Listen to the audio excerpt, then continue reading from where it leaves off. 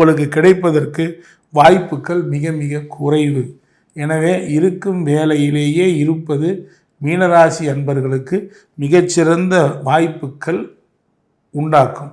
அதே போல் வீடு இடமாற்றம் செய்து விடலாமா என்றால் செய்யுங்கள், அதில் தவறில்லை.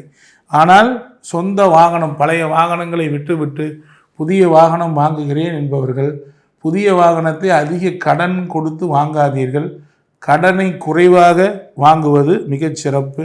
ஆசனவாய் தொந்தரவு, அல்சர் தொந்தரவு, யூனரி ட்ராக் இன்ஃபெக்ஷன் தொந்தரவு, சிறிய தையல் போடும் அளவுக்கு ஏதேனும் காலிலோ கையிலோ அடிபடக்கூடியது, இவைகள் எல்லாம் வயிற்றிலே ஒரு சின்ன பிரச்சனை ஏற்படுவது, ஹெர்னியா ப்ராப்ளம் ஏற்படுவது, இதற்காக ஸ்கேன் அல்லது எம்ஆர்ஐ ஏற்படுத்தக்கூடியது, இவைகள் எல்லாம் இந்த 2026 நீங்கள் சந்திக்கப் போகிறீர்கள்.